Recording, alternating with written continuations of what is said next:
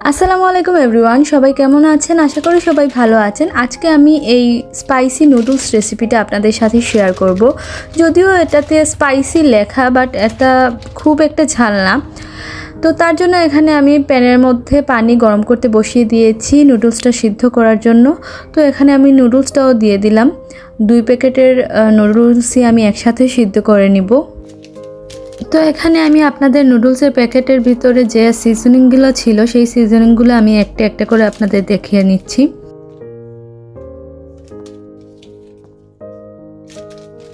এক প্যাকেটের মধ্যে এই 3টা সিজনিং ছিল।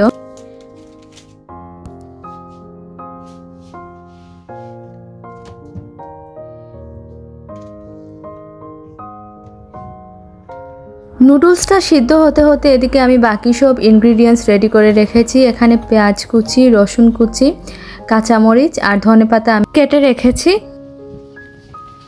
আপনারা চাইলে আপনাদের ইচ্ছে মতো যে কোনো ধরনের ভেজিটেবলই অ্যাড করতে পারেন।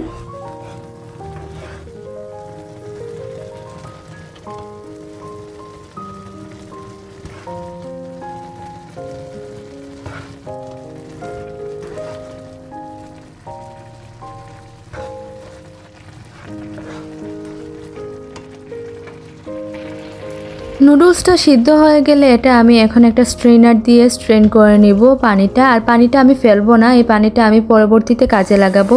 এবার ঠান্ডা পানি দিয়ে নুডলসের উপর এভাবে ছড়িয়ে দিব যাতে নুডলস একটার সাথে আরেকটা না লেগে যায়।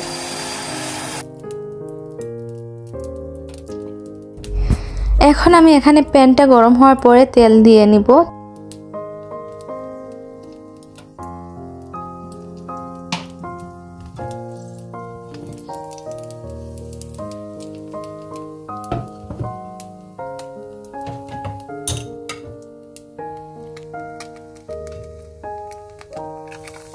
তেল গরম হয়ে গেলে এখানে প্রথমে আমি রসুন কুচিটা দিয়ে দিব,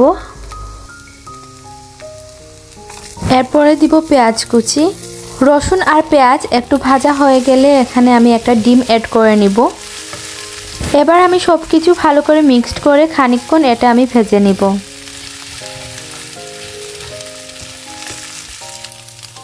এ পর্যায়ে নুডলসের যে পানিটা আমি রেখেছিলাম ওইটা আমি একটু একটু করে অ্যাড করে নিব। যতটা গ্রেভি টাইপ আমি নুডলসটা রাখবো ঠিক ততটুকুই আমি পানি অ্যাড করব। এখন এর মধ্যে আমি সামান্য পরিমাণে লবণ অ্যাড করে নিব আর টমেটো সস অ্যাড করে নিব। কনসিস্টেন্সিটা একটু থিক হওয়ার জন্য এখানে আমি অল্প পরিমাণে চিজ অ্যাড করে নিব। এটা পুরোপুরি অপশনাল, আপনাদের ইচ্ছা হলে অ্যাড করবেন অথবা আপনারা স্কিপ করতে পারেন। 3 মিনিটের মতো রান্না করার পরে এর মধ্যে আমি যে সিজনিংগুলো ছিল ওইগুলো একটা একটা করে অ্যাড করে নিব।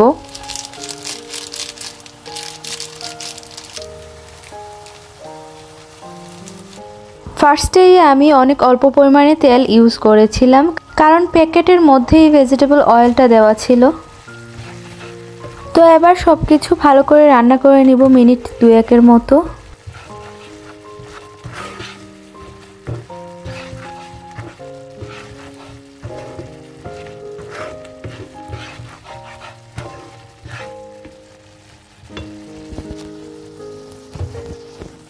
নুডলসের বাকি যে পানিটা ছিল ওইটাও আমি এখানে অ্যাড করে নিব।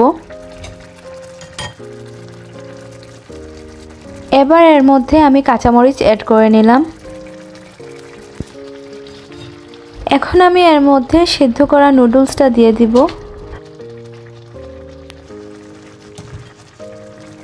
এবার গ্রেভিটার সাথে নুডলসটা খুব ভালো করে মিক্সড করে নিব।